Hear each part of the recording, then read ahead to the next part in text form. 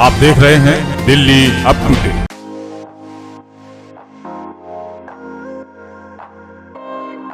Practically, we are doing this in life, and we have a CPS system on the train or in these machines which will alert you about this problem much earlier than is the case.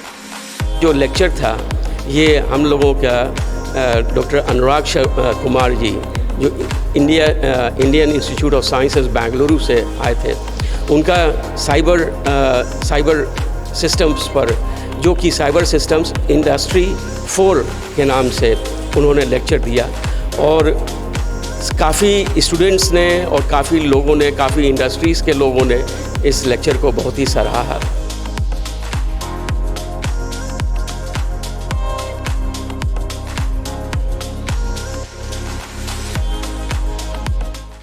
ये कार्यक्रम जो है वो ये हम लोगों का founder memorial lecture था।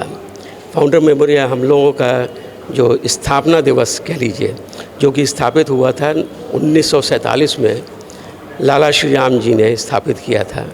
और उन्होंने न केवल इस इंस्टीट्यूट को स्थापित किया था बल्कि बहुत सारे दूसरे इंस्टीट्यूशंस, एकेडमिक और रिलेटेड टू आर्ट, क्योंकि उन्होंने ये जो है पाया था कि अगर इंडिया को प्रोग्रेस करना है, ये इंडिपेंडेंस के समय में ये स्थापना हुआ था 1947 में, और ये उनका ये ध्येय था कि अगर इंडिया को प्रोग्रेस करना है तो वो जब तक इंडस्ट्रीज़ की प्रॉब्लम को सॉल्व नहीं करेगा तब तक इंडिया जो है प्रोग्रेस नहीं कर पाएगा।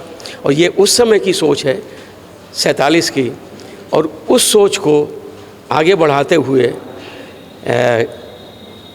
हम लोग आगे बढ़े हैं। और ये हम लोगों का 75th ईयर इंडिपेंडेंस के साथ ही साथ चल रहा है। तो उम्मीद यही है कि हम लोग इस संस्था को आगे बढ़ाएं और ऊंचाइयों तक ले जाएं, जो कि उन्होंने कल्पना किया था, ताकि हम इंडस्ट्रीज़ को और इंडस्ट्री से रिलेटेड जितनी भी प्रॉब्लम्स हैं उसको हम एक साथ उसका आंसर या प्रॉब्लम्स उसकी जो है सॉल्व कर सकें। तो उसके लिए आज जो लेक्चर था ये हम लोगों का डॉक्टर अनुराग कुमार जी जो Indian institute of sciences Bengaluru से आए थे, उनका साइबर सिस्टम्स पर, जो कि साइबर सिस्टम्स इंडस्ट्री 4 के नाम से उन्होंने लेक्चर दिया।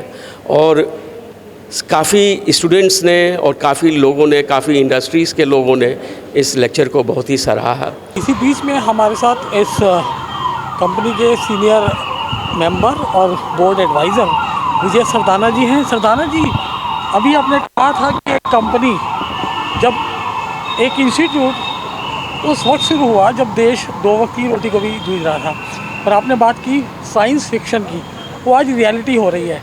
तो क्या कुछ कहेंगे इस बात में? देखिए, एक बात तो बहुत क्लियर है, चाहे फूड सिक्योरिटी हो, चाहे आज हम अच्छे पानी की बात करते हो, दवाई की बात करते हो, बगैर रिसर्च के पॉसिबल नहीं है।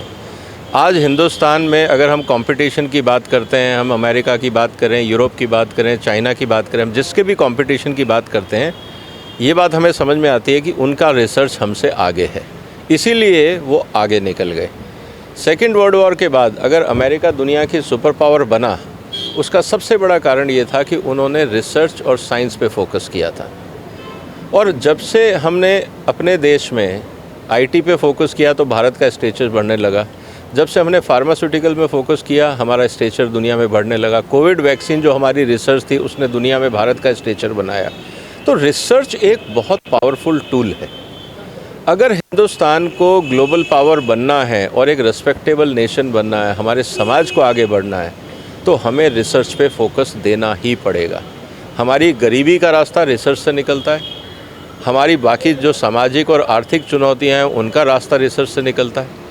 देश में अगर हमें पावरफुल डिप्लोमेटिकली भी बनना है या पॉलिटिकली भी दुनिया के फोरम पे पावरफुल बनना है, तो उसका रास्ता रिसर्च से निकलता है। क्योंकि दुनिया में जिसको कहते हैं ना कि दुनिया ताकत की रिस्पेक्ट करती है, तो जो दुनिया में ताकत है वो रिसर्च से आती है। चाहे उसको हम डिफेंस में यूज़ करें, चाहे हम उसको मेडिसिन में यूज़ करें, चाहे हम उसको आईटी में यूज़ करें, चाहे हम उसको हेल्थ केयर में यूज़ करें, एनवायरनमेंट प्रोटेक्शन में, क्लाइमेट चेंज में, सोलर एनर्जी में, अल्टरनेट एनर्जीज़ में, बगैर रिसर्च के भविष्य नहीं होता है। सर, तो यानी कि आज के इस कार्यक्रम से एक बात तो प्रूव होती है कि जब तक रिसर्च पर ये देश खर्च नहीं करेगा तभी उससे पहले ये देश आगे नहीं बढ़ेगा।